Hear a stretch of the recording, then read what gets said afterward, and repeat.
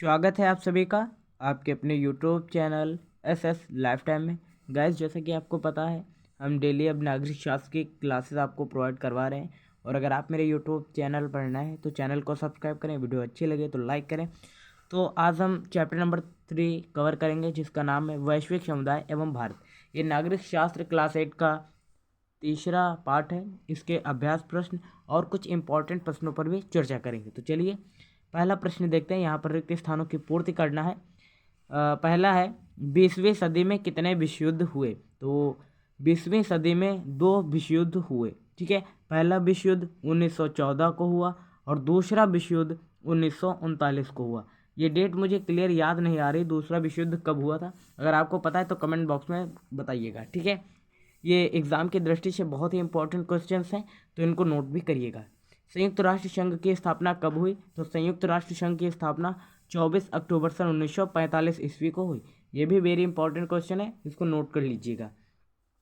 उसके बाद बात करते हैं, संयुक्त राष्ट्र सुरक्षा परिषद में कितने स्थायी सदस्य होते हैं? तो 5 स्थायी सदस्य होते हैं। इसका राइट आंसर क्या हो जाएगा? 5। उसके बाद देखते हैं, देखिए मोटिवेशनल कोटेज है, ये मैं पहले आपको बताना चाह रहा था। चलिए कोई नहीं। कुछ कर गुजरने के लिए मौसम नहीं मन चाहिए, साधन सभी जुट जाएंगे, संकल्प का धन चाहिए। तो ये आज का मोटिवेशन कोटेज है। उसके बाद बात करेंगे, महासभा की बैठक वर्ष में कितने बार अवश्य होती है? तो महासभा की बैठक वर्ष भर में एक बार अवश्य रूप से होती है। ठीक है, तो एक वर्ष इसका राइट आंसर हो जाएगा। एक वर्ष में कितने बार मतलब ये बैठक होती है, तो एक बार इसका मतलब आंसर हो जाएगा। ठीक है, उसके बाद बात करेंगे, महासभा के सभापति का कार्यकाल कितने वर्ष का होता है? तो महासभा के सभापति का कार्यकाल 1 वर्ष का होता है। ये वेरी इंपॉर्टेंट क्वेश्चन है, अक्सर एग्जाम में भी पूछा गया है। उसके बाद बात करते हैं, मानवाधिकार दिवस कब मनाया जाता है? तो ये तो आप सभी को पता ही होगा, कॉमन सी बात है, 10 दिसंबर को मनाया जाता है। यार जिस किसी को आंसर पता रहता है वो कमेंट बॉक्स में बताता भी रहेगा, इससे आपको भी पता चलेगा कि आने वाले एग्जाम की आपकी कैसी प्रिपरेशन है। उसके बाद बात करते हैं, राष्ट्रकुल के सदस्य अपने आंतरिक एवं बाह्य मामले पूर्ण रूप से स्वतंत्र होते हैं। इस मामले में वे पूर्ण रूप से स्वतंत्र होते हैं। तो ये तो थे रिक्तिस्थान के कुछ प्रश्न, उनको आज हमने कवर कर लिया है। उसके बाद बात करते हैं, ये प्रश्न है, संयुक्त राष्ट्र संघ की स्थापना क्यों हुई, क्या था कारण? चलिए जानते हैं संक्षेप में। संयुक्त राष्ट्र संघ की स्थापना विश्व में शांति और सुरक्षा बनाए रखने के उद्देश्य से की गई थी। पहला उद्देश्य क्या था? विश्व में शांति और सुरक्षा बनी रहे, इसलिए संयुक्त राष्ट्र संघ की स्थापना हुई। 20वीं शताब्दी में अब तक 2 महायुद्ध हो चुके हैं।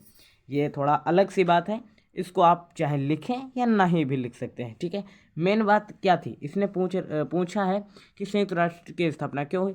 तो इसका क्यों का इसलिए हुई क्योंकि मतलब इसे शांति और सुरक्षा बनाए रखने में एक अहम भूमिका इसकी थी, इसलिए की गई थी इसकी स्थापना। ठीक है, उसके बाद जिसमें अपार जनधन की हानि हुई, अनेक देश पूरी तरह से नष्ट हो गए, संसार में ऐसा विनाश फिर से ना हो, इस उद्देश्य से विश्व के 51 राष्ट्रों ने मिलकर 24 अक्टूबर 1945 को संयुक्त राष्ट्र संघ की स्थापना की। ठीक है, तो मेन उद्देश्य क्या था ये भी आपने देख लिया है, और ये इंपॉर्टेंट है क्वेश्चन, इसको नोट कर लीजिएगा।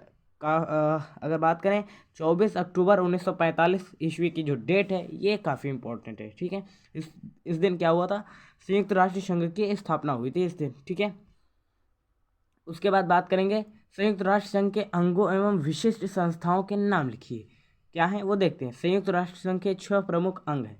कितने प्रमुख अंग हैं? 6 प्रमुख अंग हैं। नंबर 1 महासभा, नंबर 2 सुरक्षा परिषद, नंबर 3 आर्थिक एवं सामाजिक परिषद, नंबर 4 संरक्षण परिषद, और नंबर 5 पर आता है अंतर्राष्ट्रीय न्यायालय, और नंबर 6 पर आता है सचिवालय।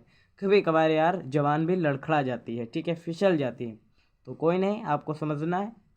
उसके बाद हम बात करेंगे दक्षिण एवं आसियान के बारे में लिखिए। क्या है ये, चलिए जानते हैं इसके बारे में।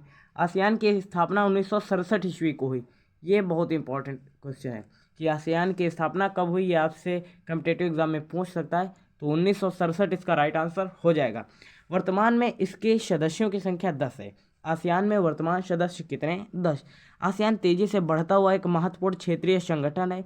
भारत इस संगठन का औपचारिक सदस्य नहीं है, फिर भी आसियान एवं उनके सदस्य देशों के साथ प्रगाढ़ व्यापारिक, सांस्कृतिक, सामरिक संबंध स्थापित है। तो ये तो था दक्षेस आसियान। उसके बाद अब हम बात करेंगे दक्षेस क्या था, वो हम नेक्स्ट सेशन में बात करेंगे। और अभी आपने दक्षेस और आसियान के बारे में, देखिए आसियान के बारे में आपने देख लिया, बट दक्षेस जो है आप अपनी पुस्तक से लिख लीजिएगा, ठीक है। यहाँ पर PDF मैंने तैयार नहीं किया है, गलती हो गया, तो आप वहाँ से अपनी किताब से कंप्लीट रूप से देख लीजिएगा, ठीक है। उसके बाद बात हम करेंगे निम्नलिखित के बारे में संक्षेप में लिखिए। महासभा के बारे में हमें संक्षेप में सबसे पहले जानना है, उसके बाद सुरक्षा परिषद और उसके बाद अंतर्राष्ट्रीय न्यायालय के बारे में। तो चलिए हम महासभा की बात करते हैं। संयुक्त राष्ट्र संघ के सभी सदस्य महासभा के सदस्य होते हैं। एक बहुत इंपॉर्टेंट लाइन कही गई है, क्या? संयुक्त राष्ट्र संघ के सभी सदस्य महासभा के सदस्य होते हैं। प्रत्येक सदस्य राष्ट्र महासभा में 5 प्रतिनिधि भेज सकता है, किंतु मतदान के समय एक ही वोट दे सकता है। वर्ष में इसकी बैठक एक बार अवश्य रूप से होती है। इसका सभापति केवल 1 वर्ष के लिए ही चुना जाता है। महासभा विश्व की गहन समस्याओं पर विचार विमर्श के लिए विश्व सम्मेलन बुलाती है। तो ये तो रहा महासभा। और उसके बाद हम देखते हैं सुरक्षा परिषद क्या है, इसके बारे में जानते हैं संक्षेप में। यह परिषद विश्व में शांति और सुरक्षा बनाए रखने का प्रयास करती है, 2 राष्ट्रों के बीच हुए विवाद को हल करने का प्रयास करती है, युद्ध होने की स्थिति में उसे समाप्त करने का प्रयत्न करती है और उसके लिए सेना भी भेजती है। सुरक्षा परिषद में 15 सदस्य होते हैं। सुरक्षा परिषद में कितने सदस्य होते हैं? 15, जिनमें चीन, इंग्लैंड, फ्रांस, अमेरिका, रूस, ये 5 स्थायी सदस्य हैं। शेष 10 अस्थायी सदस्य महासभा से केवल 2 वर्षों के लिए चुने जाते हैं। तो यहाँ पर कितने सदस्य होते हैं? 15, लेकिन स्थायी सदस्य की बात करें तो 5 इसका राइट आंसर हो जाएगा। वो 5 सदस्य कौन है? चीन, इंग्लैंड, फ्रांस, अमेरिका एवं रूस, ये 5 स्थायी सदस्य हैं, बाकी 10 अस्थायी सदस्य हैं। उसके बाद हम जानते हैं अंतर्राष्ट्रीय न्यायालय क्या है, संक्षेप में टिप्पणी करते हैं। संयुक्त राष्ट्र संघ के सदस्य राष्ट्रों में आपस में हुए विवाद और मतभेद हो जाने पर अंतर्राष्ट्रीय न्यायालय में उसको शांतिपूर्ण ढंग से सुलझाया जाता है। इस न्यायालय में 15 न्यायाधीश होते हैं। एक इम्पॉर्टेंट क्वेश्चन यहाँ से निकल कर आ रहा है कि अंतर्राष्ट्रीय न्यायालय में कितने न्यायाधीश होते हैं?